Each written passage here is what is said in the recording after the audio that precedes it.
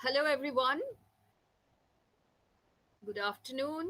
I'm truly honored and humbled that Panchla Mahavidyalaya has given me this opportunity of sharing my thoughts about this very relevant topic, othering and violence, especially in our contemporary times.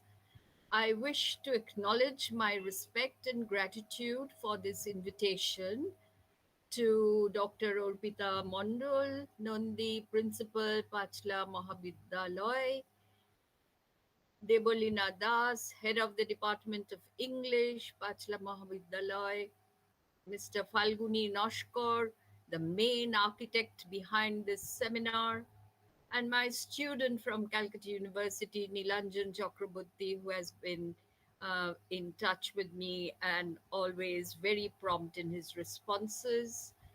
I also wish to thank all those who have joined this session, students, teachers, friends, and other participants. And it was also a pleasure and a rich learning experience listening to the keynote address by Bill Ashcroft.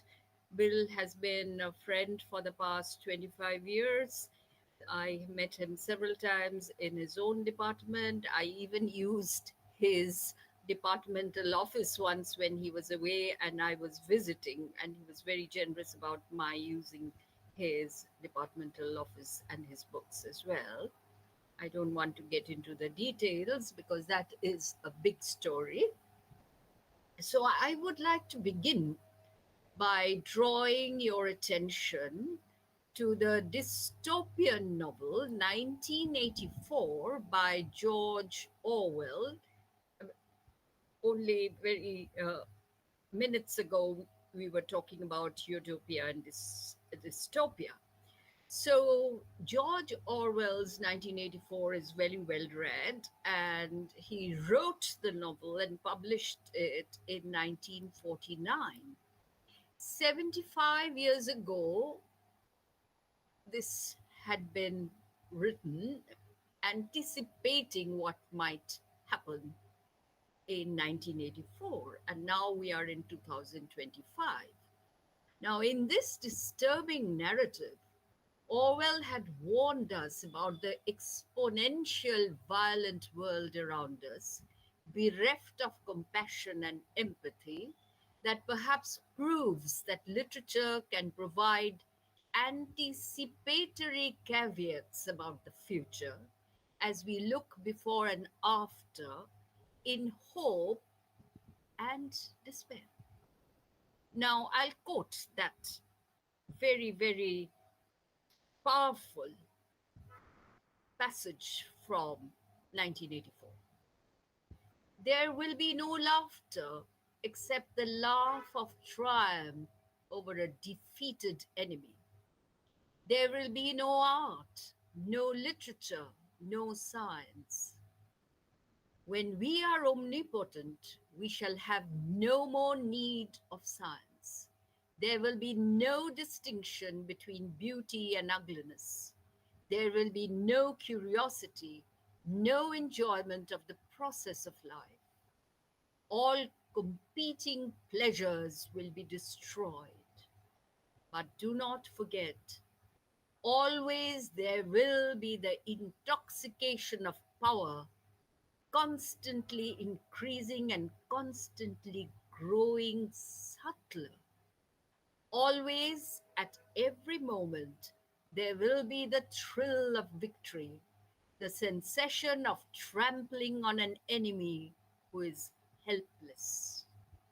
And this one liner: if you want a picture of the future, imagine a boot stamping on a human face forever. So it's good for a poster. What do you think? If that was a caveat, a vivid detailing of human brutality, here is another excerpt from an article written by Mahatma Gandhi titled Chaos versus Misrule published in Young India in March 1928. And Young India was an English journal founded and edited by Mahatma Gandhi. And he ran that between the years 1919 to 1931. This article, that is Chaos versus Misrule, expresses Gandhi's almost Lord Krishna style of strategic argument that is the essence of the Bhagavad Gita, that violence can be a necessary evil to combat a greater evil. And here Gandhi writes in this particular passage of that article, my nonviolence is not an academic principle to be enunciated on favorable occasions. If India has no faith in nonviolence, no patience for it to work its way, then it is better for her to attain her freedom from the present misrule, even by violence, than that she should helplessly submit to a continuing rape of her belongings and her honor. So it's a surprise for us. Yes, 1928, and Gandhi says if you cannot have the patience for the effects of non-violence, then violence is also welcome rather than accept rape of her belongings and her honor, meaning, of course, the plunder of India. Gandhi argues that a nation which does not believe in nonviolence, when faced with a violent aggressor, would be more justified to go to war than to allow itself to be violated by the enemy, as Iran is doing at the moment. Now, let us now turn our attention towards our friend in need, the invisible family member, Rabindranath Tagore, who had repeatedly warned the world about the negative and toxic environment that engineered violence towards those who are ostracized as others. Remember these lines? Hingshaয় উন্মত্ত পৃথ্বী নিত্য নিঠুর দ্বন্দ্ব ঘোর কুটিল পন্থ তার লোভ জটিল বন্ধ নূতন তব জন্ম লাগি কাতর যত প্রাণী. And Tagore's own translation of the first three lines is, the world today is wild with the delirium of hatred. The conflicts are cruel and unceasing in anguish. Crooked are its paths, tangled its bonds of greed. All creatures are crying for a new birth of thine. I will move from this two excerpts, that is the translated version of the first ones. So the first to a second excerpt. This is from the last few pages of Tagore's Nationalism, which is a poem. And the poem is The Sunset of the Century. Since most of you are from the Department of English, the poem was originally written in Bangla and then again translated by Tagore into English. Please notice the words that Tagore is using here. We do not often see the use of such epistemic violence in terms of the lexical violence also that we notice in these few lines that I'm going to read out to you. The last sun of the century sets amidst the blood-red clouds of the west and the whirlwind of hatred. The naked passion of self-love of nations in its drunken delirium of greed, is dancing to the clash of steel and the howling verses of vengeance. The hungry self of the nation shall burst in a violence of fury from its own shameless feeding, for it has made the world its food, and licking it, crunching it, and swallowing it in big morsels, it swells and swells.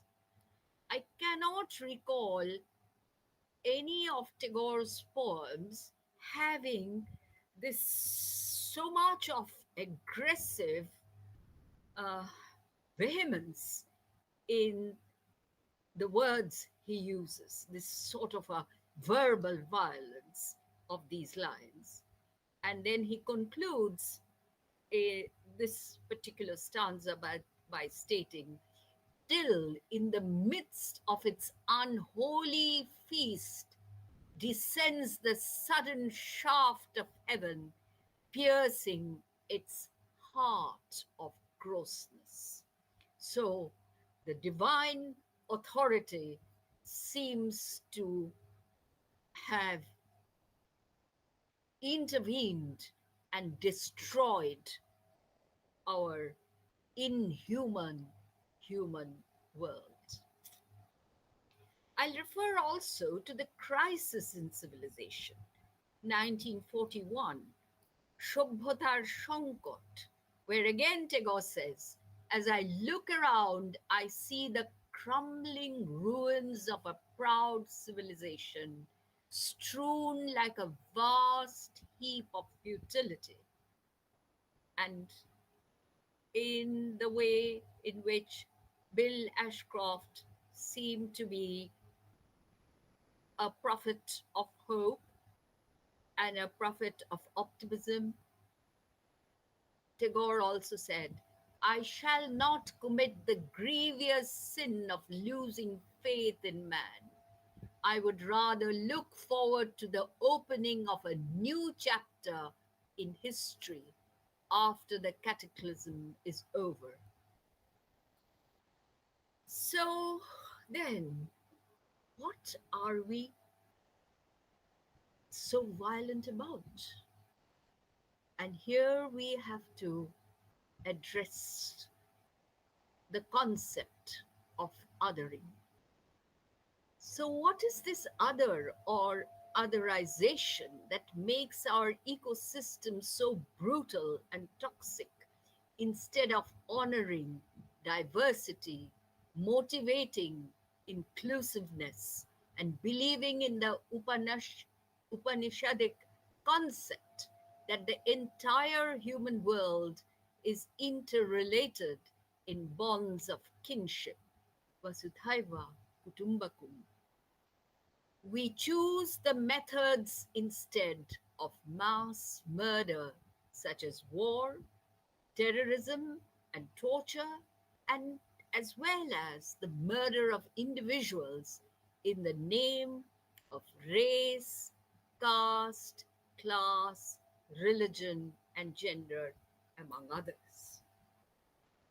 Here are some standard definitions of otherization, which, of course, if you Google, you will get a much better one than the one I'm just going to tell you about. But very briefly, just to put everything in context, let us look at what otherization is trying to locate in its marginalization of identity. So, categorizing individuals based on perceived differences like ethnicity, religion, or social status, and then portraying them as inferior or threatening, leading to marginalization, discrimination, and even violence. So, the key aspects of otherization would be about intersectionality, which I'm sure now everybody seems to be talking about. And we know about race, religion, nationality, social class, and dehumanization. Otherization often involves stripping individuals or groups of their shared humanity. And then the us versus them mentality that creates a sense of division and animosity between groups. And the power dynamics. Otherization is often used to justify and maintain existing power structures where the dominant group uses this process to maintain their position of privilege. And of course, there is examples of otherization, such as racial discrimination, treating people differently based on their race, what is going on in Gaza, referred to so many times by Bill Ashcroft about Palestinian writers who are still full of hope, and xenophobia, fear and hostility towards foreigners or people from different cultural backgrounds, religious intolerance, political scapegoating, and of course, if you switch on the news channels on your television, you can see how violent speech has become and how intolerant, how also very politically motivated in terms of celebrating the era of post truth and post ethics. In the 21st century, when we are celebrating the huge success of the fourth industrial revolution, which is about the technological revolution. However, we seem to be receding, and our receding is regressive rather than progressive in any way. Otherization is a harmful process with far reaching consequences, impacting individuals, communities, and societies as a whole. It is crucial to recognize and challenge this process to build more inclusive and equitable societies. Just reflect on the Russia Ukraine war, the genocide going on in Palestine, the recent Israel Iran war, our partition horror, what recently happened in Bangladesh, and of course, the killing of innocent tourists in Pahalgam. This deliberate otherization in order to unleash discrimination and violence is totally against what we understand as the advancement of human civilization. Quite surprisingly, in the midst of Tagore's agonized invectives about Western warmongering and exploitation of the global South in The Crisis in Civilization, which was written way back in 1941, in fact, a few months before Tagore died, there is one particular paragraph, again for literature students. This seems to be very fascinating to stress how deeply otherization is entrenched in our political, social, and cultural systems. So Tagore wrote, and you can find it in The Crisis in Civilization. I quote, "There came a time when perforce I had to snatch myself from the mere appreciation of literature." Notice this, the mere appreciation of literature, and Tagore is snatching himself away from it. And he elaborates, "As I emerged into the stark light of bare facts, the sight of the dire poverty of the Indian masses rent my heart. Rudely shaken out of my dreams, I began to realize that perhaps in no other modern state was there such hopeless dearth of the most elementary needs of existence.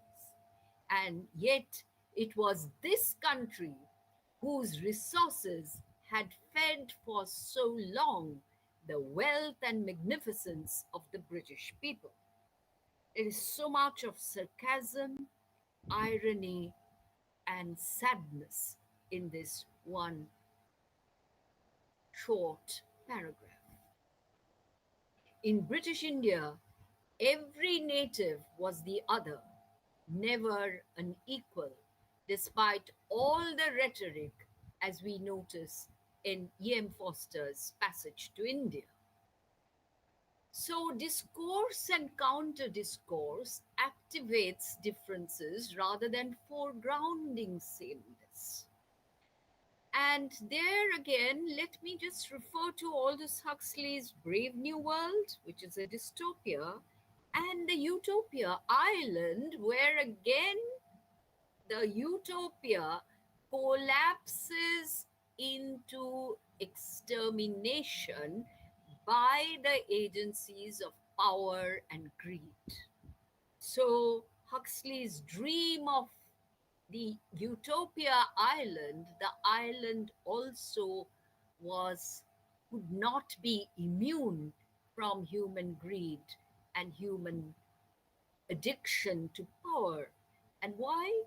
Because suddenly it was discovered that the island was floating in oil, as it has been discovered that the Middle East is floating in oil, as the charred area of Africa is floating in oil. And so there is never any peace in these parts of the world.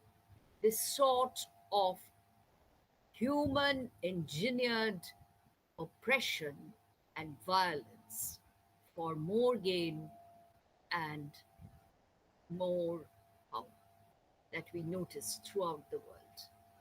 Therefore, it is an antithetical juxtaposition, that is discourse and counter discourse. Unlike the Hegelian dialectics of thesis, antithesis, and synthesis, that has a restorative sublimity. In the 21st century, the binaries prove irreconcilable, for we know that violence consolidates othering, and nonviolence and inclusivity are philosophic concepts that are honored as deceptive lip service, violated without reservation throughout the world's networks that prioritize power and profit. Hence, we have forced migration, refugee crisis, illegal immigration, human trafficking, goods trafficking, including arms and drugs, which have permeated the ecosystem. The victimhood of the majority and the triumph of the minority. The I hope you notice the irony of that lack of equation. The universe seems to be at the service of the metaverse. Human intelligence is threatened and outsmarted by artificial intelligence, though the creative human mind, the weavers of literary texts in diverse genres, poetry, prose, drama, the performing arts as music and dance, have defied the logic of algorithms by creating domains that are unique and cannot be replaced, as the DNA of human creativity is not a constant, but is in a shape shifting spirit of infinite variety that is not formulaic. The concepts of violence and othering are deeply intertwined in social, political, and psychological contexts. A quick breakdown is again referring to dehumanization, stripping others of their human qualities, exclusion, social, political, and moral marginalization, stereotyping, power imbalance, leading to racial othering, gender based othering, religious othering. And of course, in terms of violence, violence isn't just physical, it comes in various forms. Physical violence, as we all know, is bodily harm or destruction. Structural violence, systemic inequalities like poverty, lack of health care. As you know, the uh, United Nations much publicized sustainable development goals. The first two goals are to remove poverty and to remove hunger. And the fifth one, if I'm not mistaken, my arithmetic is poor, fourth or the fifth one is to remove gender inequality. So, and we are just 5 years away from sustainable development goals that were targeted in 2015. And we are going to, in the next 5 years, we will reach 2030. And we have a long way to go. And of course, there is cultural violence, justification for violence rooted in ideology, religion, or norms, and symbolic violence through language, education, and of course, the media. Now, significantly, the postmodern theorist Michel Foucault did not see power and violence as opposing forces, but rather as intertwined. He argued that power operates through a complex web of relations, including but not limited to physical violence. Foucault's work emphasizes how power can be exercised subtly and invisibly, even through seemingly non-violent means. So, internalization of the power dynamics, while at the same time recognizing the role of violence in shaping power.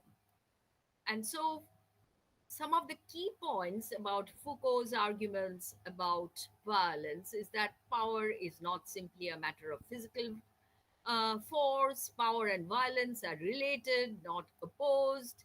Violence can be both overt and covert. Violence is a tool of power, not its essence. Violence also can be a catalyst for social change and the emergence of new power dynamics. Violence and power are therefore cast in a symbiotic relationship, not limited to physicality, whereby power is productive of meaning, violence is preventive, and the push for freedom is a second order normative claim. And in your concept note, there was a reference to Franz Fanon. And what does Fanon have to say?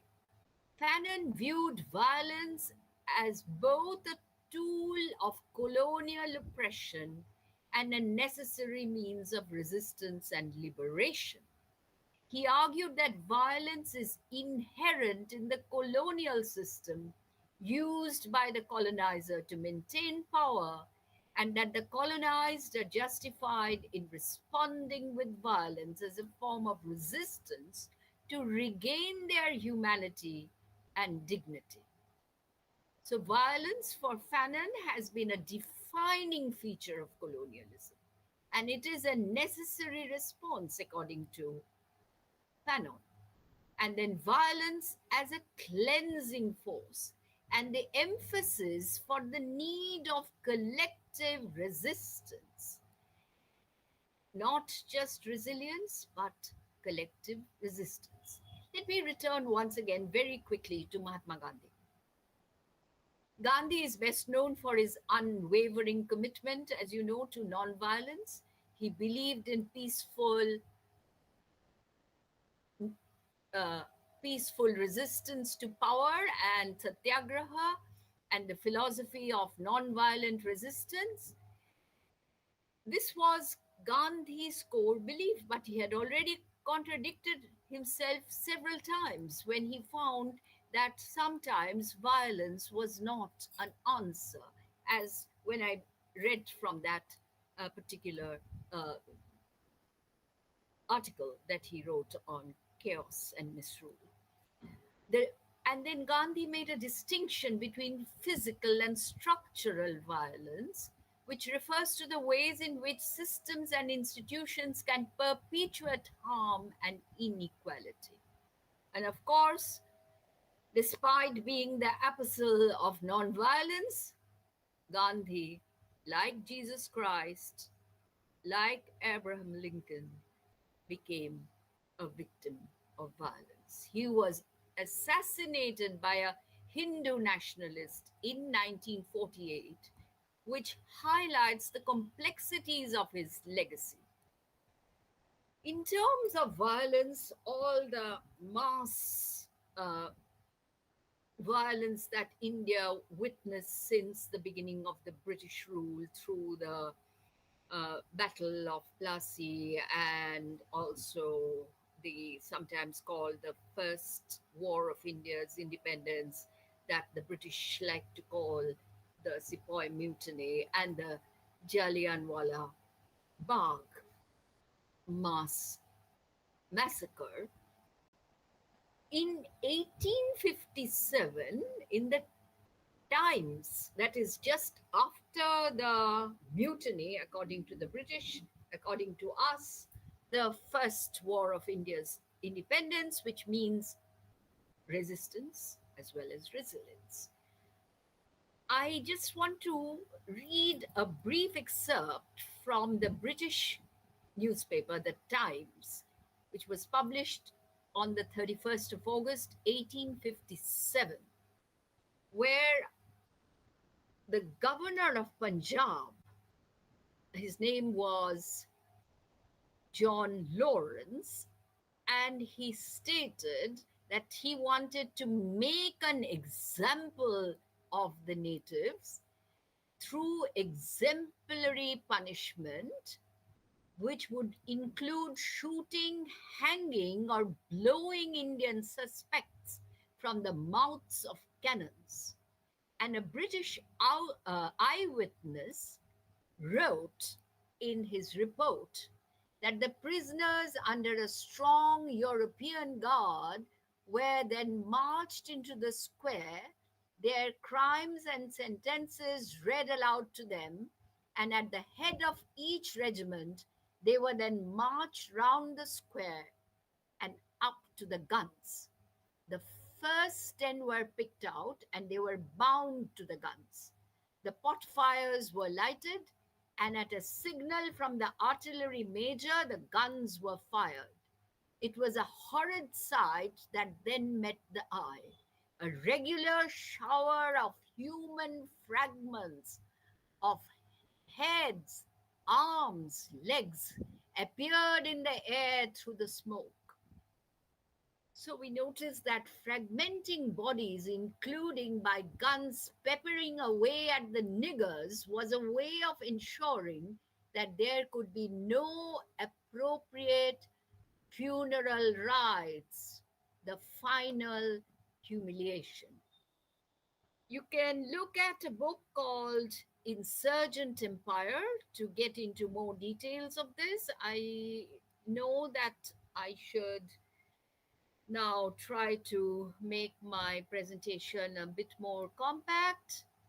And so I will move on from this particular uh, othering to another othering, which of course Nilanjan suggested that because I was a great advocate of uh, gender equality, in other terms, I am a die-hard feminist. So let us look back to earlier times, not to the 20th or the 21st century. How did we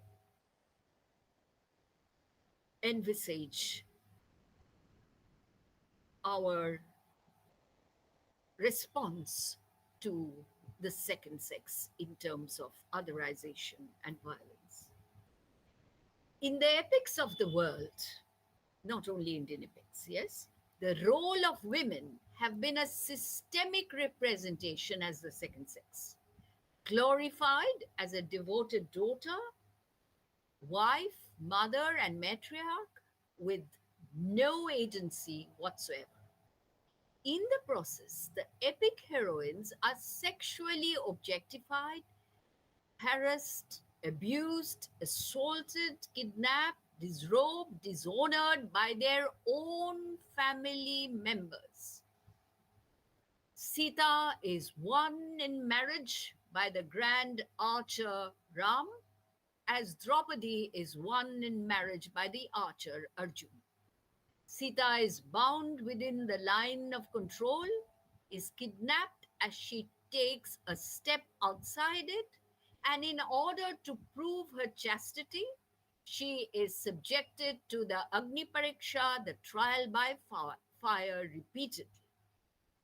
Sita's self burial is the one unexpected role reversal, a, a suicidal act that scoffs at the power of monarchy.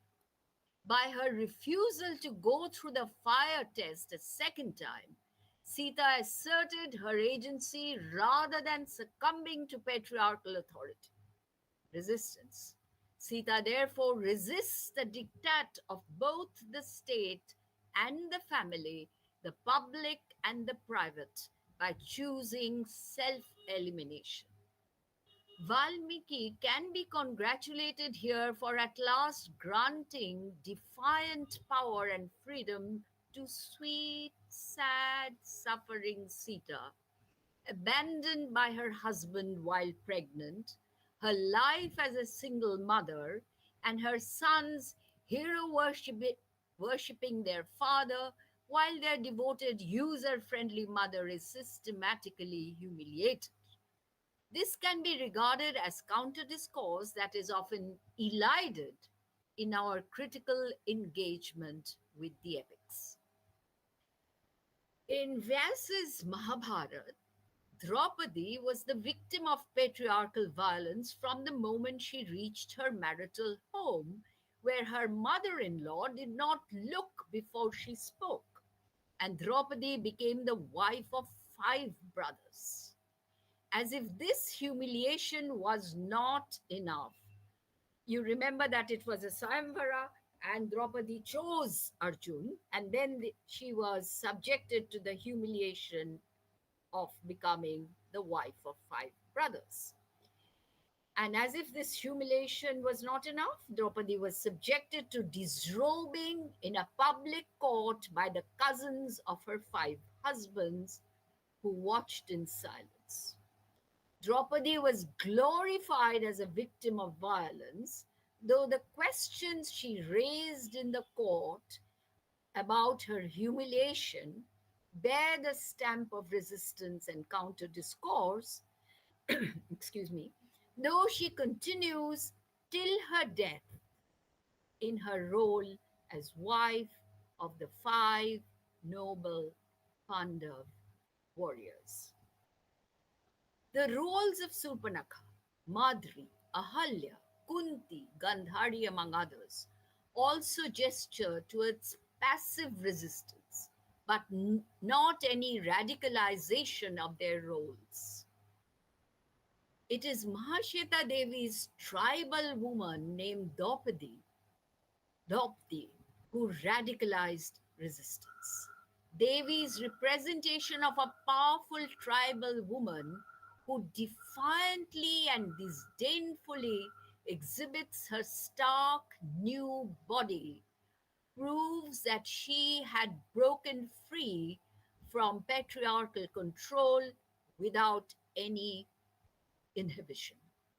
Mahashweta Devi underscored that women in the mainstream, educated, cultured women, are often submissive inmates of the patriarchal prison, as they are narcotized by the comfort zone assured by capitalist patriarchy. Now, from gender, let us turn very quickly to caste. Gender and caste. Yes? You cannot really compartmentalize those various categories of intersectionality.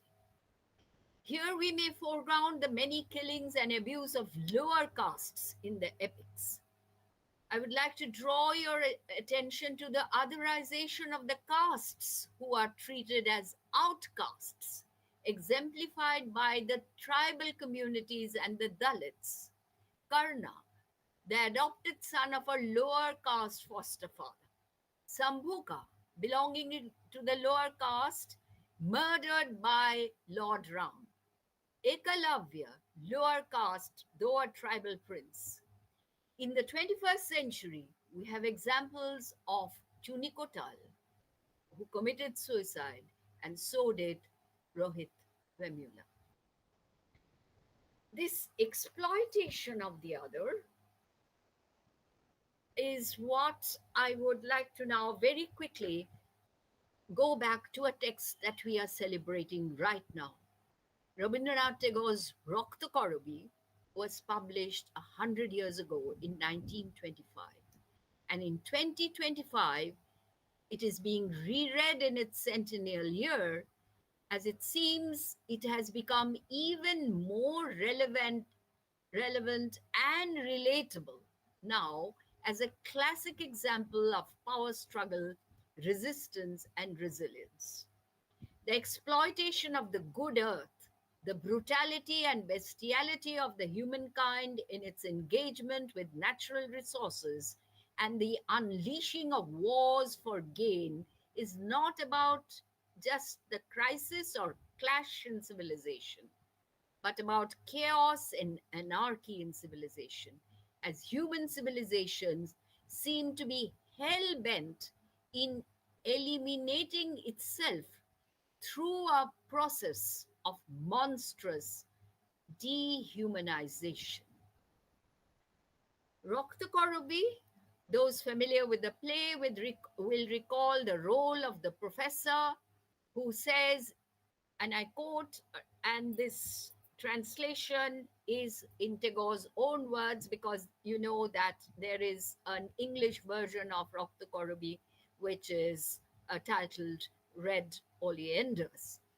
And there the professor states, I quote, in this Yaksha town, there are governors, foremen, headmen, tunnel diggers, scholars like myself.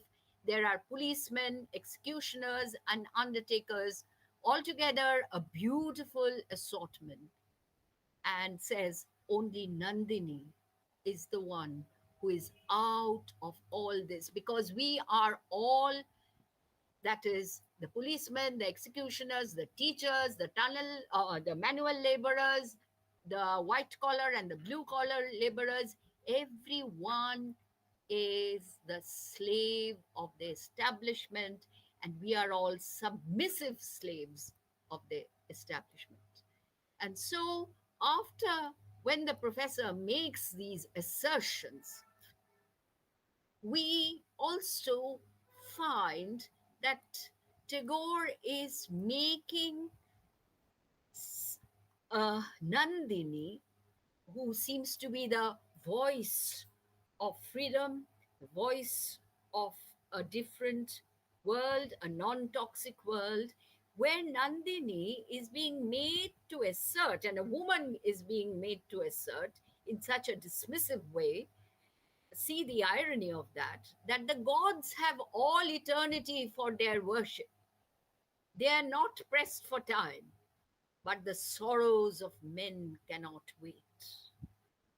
And finally, in that particular play, the sort of role reversal of the king who chose entrapment in order to be the king of the earth through all his power from profit, that is, from all the natural resources of which he was the emperor. The king suddenly reverses his role and he stretches out his arm and asks Nandini. And also notice the use of the word here. Make me your comrade today.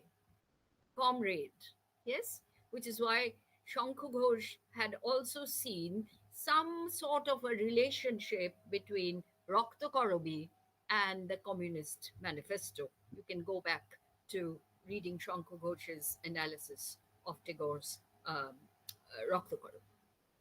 As Nandini asks the king the reason for his interest in joining her, the king says, I will, the fight is going to be a fight against myself. It's a fight against me, but with your hand in mine. That fight has already begun. There is my flag. First, I break the flagstaff. You will immediately recall Hirok Raja Deshe and how Satyajit Ray probably was inspired by the king's dismissal and resistance to the addiction of power, to his own addiction of power, when he says, Dori dhore marotan, Raja hobe Khan Khan. And so the king rises in rebellion against his own repressive regulatory system and joins the workers in breaking down the prison. Tagore's Raktakarobi emerges as an exemplary multi-layered text in its effective use of both symbolism and ideology.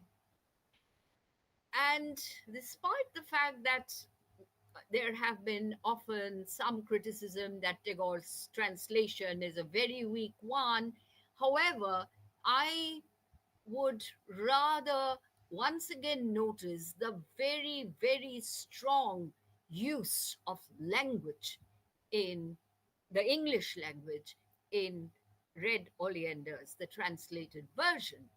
Similarly, in Chandalika, which I just want to touch on because I referred to caste, again, the violence against the lower castes, is what Tagore was addressing in Chandalika.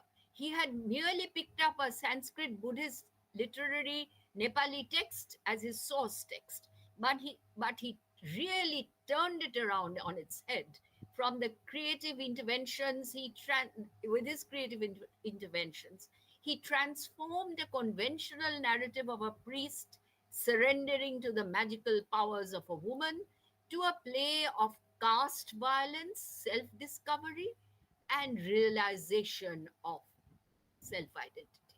You can also go to Muktadhara. I don't have any time for that, but I would like to emphasize that Muktadhara, that is the waterfall, Red Oleanders, and Chandalika, unequivocally underscore how Tagore problematized the roles of the marginalized, subaltern members of society and about otherization, which in his time it seemed to be such a wonder to us. In the 21st century, we have noticed how myth retellings and revisionist mythologies have made their presence felt in the cultural ecosystem.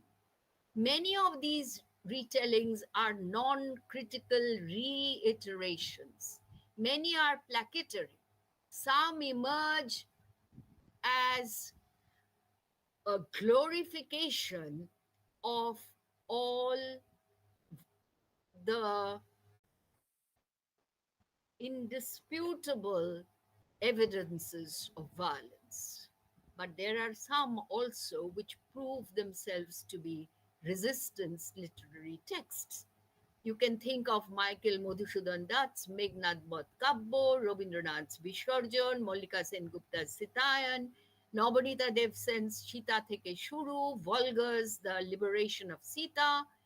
I had made some humble endeavor myself in terms of revisionist mythologies in my three books of poems, Lakshmi Unbound, Sita's Sisters, and Indomitable Draupadi.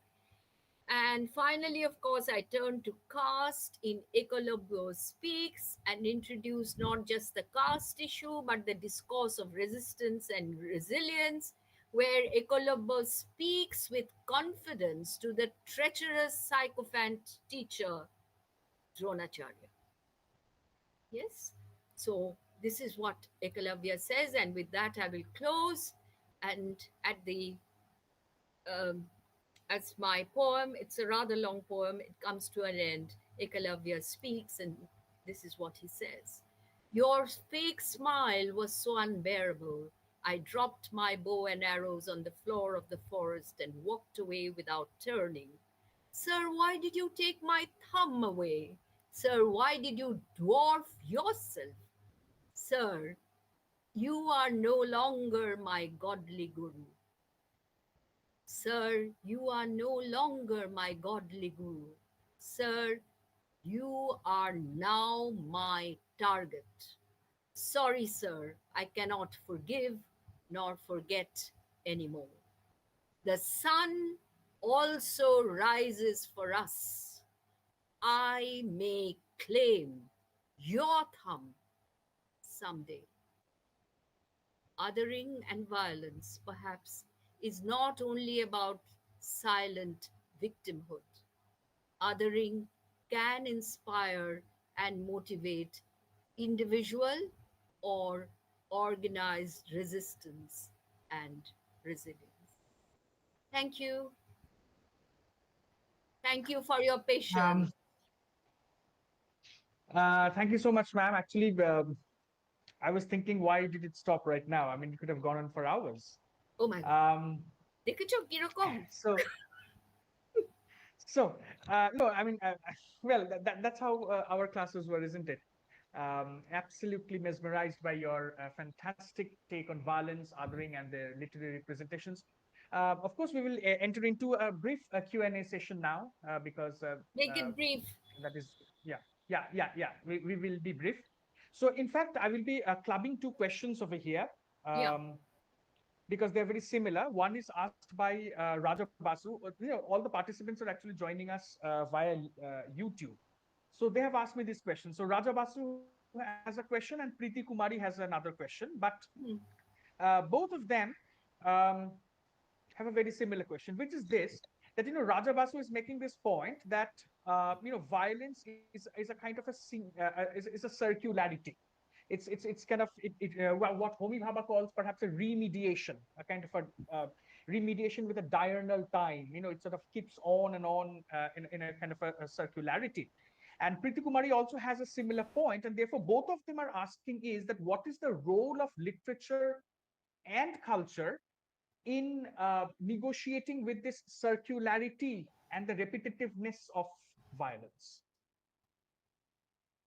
Uh, the role of literature, as Bill Ashcroft kept on repeating, that most people say that art and literature have nothing to do with the real world, and the real world operates on its own, and literature does not have an impact on the real world.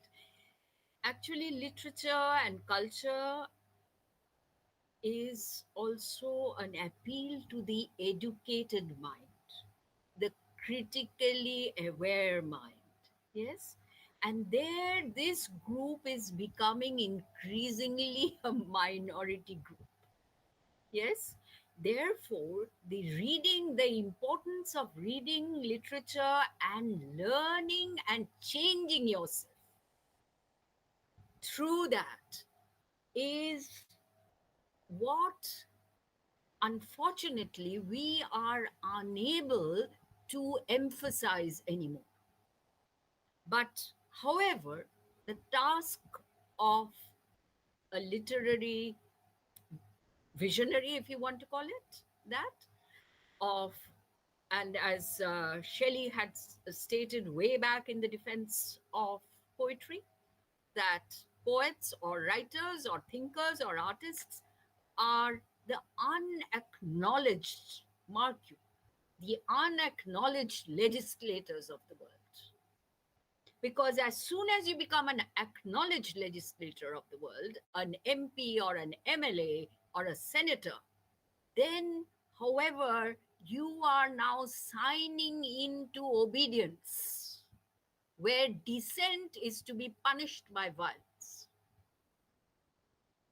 Yes, we are seeing it all the time. Yes, even a casual reference to something is making a person so very sensitive and hostile that the person is being punished for just what is construed as epistemic violence. Yes. Absolutely. So, as of course, the circularity, of course, the whole world is in a cyclical progression. And why not? Exactly. And Yeah. Yeah. and I mean, violence will continue. This is my own reading. When mm, Virginia Woolf wrote The Three Guineas, and she was talking about the fact that women could not comment about war, they had no say about the waging of wars. It's not about women not being able to have a say on the waging of wars. Why does war happen? The root reason, I have very limited understanding. I am not expert in international relations or in terms of commentator on wars. But from my limited understanding, I feel that as long as we keep on manufacturing war weapons, we are going to have wars. Because have, whatever we manufacture, we need a market for selling it. You do not manufacture war weapons to put them out as fancy stuff in your drawing room wall or in the museums. So there is a market, and the market is triggered by the theater of war. And right now, in terms of statistics, Ukraine is the world's greatest exporter of war weapons. Sorry, importer of war weapons. And the USA is the world's greatest exporter of world weapons.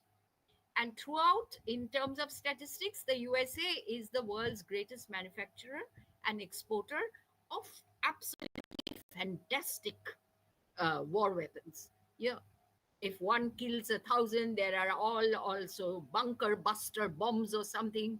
We have lately picked up these words. Yes, so they have fantastic arsenal of mass murder, and yes, and the producer of mass murder keeps on accusing others of being those who can generate the weapons of mass dis, uh, mass destruction. But it is not. But when we learn about that, it is just to distract our minds from that. Yes, weapons of mass destruction. Yes, because we exactly. are unable to really focus on the fact that this buying and selling is what is leading to all these wars. And the theater of war, as Amartya Sen had pointed out earlier, has shifted from Europe and come Mm, into the Middle East and South Asia. Yes, and Southeast Asia also.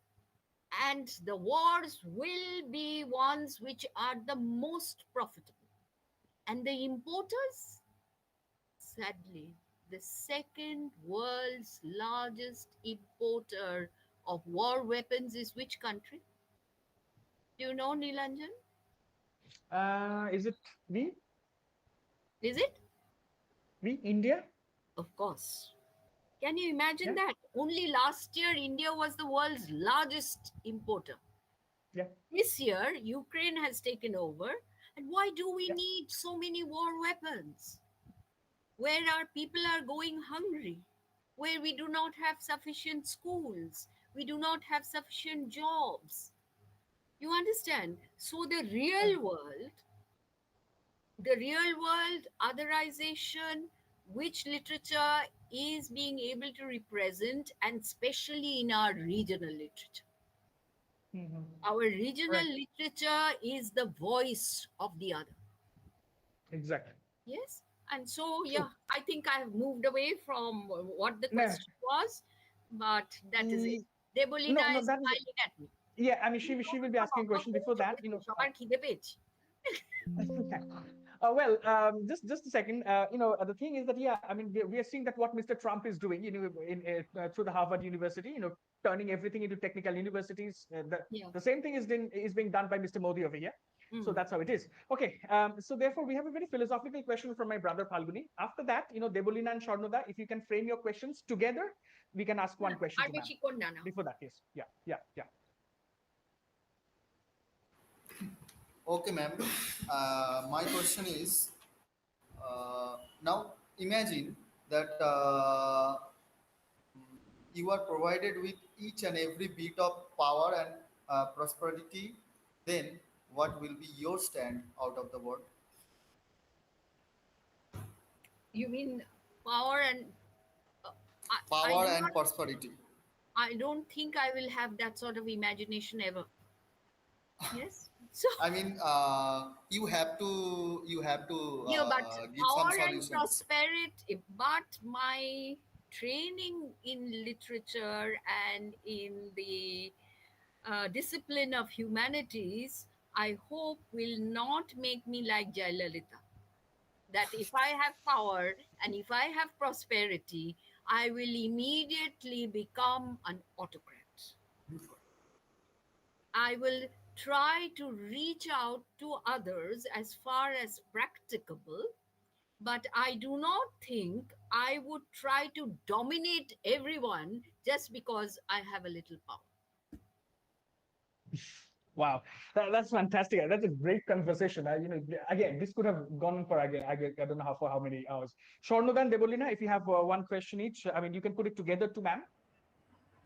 Ma'am, first of all, thank you for that. That was wonderful. And so, my question is very simple. So, we talk about literature as resistance to power. So, my question is, can silence be ever seen as resistance in a system that demands testimony in order to be believed? Or will silence be always treated as a wound? You see, Yeah, I think, ma'am. Before that, I think let us also let oh, Shornuda ask his question, so together you can answer them. শরণ্য খুব শক্ত শক্ত question জিজ্ঞেস করে আমি শুনেছি না না ma'am এরকম বলবেন না বলো বলো ma'am Yeah, it's so yeah, good yeah. To see you ma'am first so and foremost wonderful to see you too. Thank you ma'am thank you ma'am this is not a question, this is just an observation. I mean, uh, when we are talking about art and literature, art in general and literature in particular, I guess this is the time when we are so intensely going back to our undergraduate and postgraduate days where we were taught the canons, where we were taught the so-called meta-narratives that we went on to discredit and write against papers after papers, conferences after conferences. And now we feel that those messages of literature, that Browning message in Fra Lippo, that art was given for that. We have to go back to those basic values, to that search of beauty, to that visibility, which I guess violence is doing to us, is that it is actually pushing the people who are the subjects of violence, who are on whom the violence is getting perpetrated. They are being pushed into anonymity. We are not allowed to see them. And it is a job of art, it is a job of literature to bring their voice to the forefront once again. So that kind of makes, I mean, literature reading, literature teaching so very important. And I guess now is the time when humanities, I guess, should take the forefront, and engage with active politics, with otherization in all the fields, including scientism, um, I mean, economy, war theories, maybe. I guess this is where this conference also becomes very important. This is where, if I'm allowed to say this, ma'am, you and I, we become so important, and Yeah. this is the time, this is the time that we, I mean, so strongly vote for the revival of literature and literary studies and humanities studies in general. This Yes, is that what, is why yeah. humanities and social sciences are regarded as very threatening because, Exactly. and the emphasis is on skill development. Exactly, ma'am. The Exactly. emphasis is not Exactly. about brain development. You Exactly, ma'am. notice, even in terms of semantics, the Yeah. way in which we are trying to promote progress is to think in terms of a robotic generation. Exactly. Work, Exactly. work hard, party harder. Mm, Yeah, those. exactly. So and party animals. So you Yeah. do not feel it is a disgrace to call yourself an animal. Definitely. Bestiality also is being legitimized. Yes, in Exactly. every level, verbally, socially, culturally, and also in the physical aspect, which is why killing is so easy nowadays. Exactly. Yes, Exactly. Deblina তোমার কোয়েশ্চেনটাই ভুলে গেছি. Ma'am আমার প্রশ্ন ছিল যে can silence be seen as a form of resistance নাকি আমরা চিরজীবন সাইলেন্সকে wound হিসেবেই দেখবো? Silence, only yesterday somebody was telling me from the economics department, silence is our worst drawback in a country like ours. 70% of our population is voiceless. Yes? Invisible presences, voiceless presences. Yes? Once again, like a herd. Yes, and this herd instinct and the social behaviorism that the herd instinct generates is disables our ability to think and express. You have to express. Yes, there should be freedom of thought, freedom of speech, freedom of expression, freedom of action. Yes, and all that, because as we noticed, yes, quoted Gandhi and so many others, but along with Gandhi there was Netaji. Yes, it was about armed resistance. There was Mashtadda Shujoshin, that was about armed resistance. There was about Bhagat Singh. কিন্তু ওই করলে তো আর আজকে শেষ হতো না, আর আমার একেবারে সাংঘাতিক হতো। এখন আমার লাঞ্চ টাইম, এখন আমি So, but it was great fun to be with all of you, and that you are still think that I am relevant gives me a shot in the arm, and I'm very very pleased to be with you today. And thank you so much, all of you, and Nilanjan in particular, because I don't know, Thank he you, has a ma'am. way with words. Okay, না বলা যায় না আমি দেখলাম. Thank you, ma'am. I mean, it was again, it was so very intellectually stimulating. I mean, just for the record of it, you were being heard not just in India, but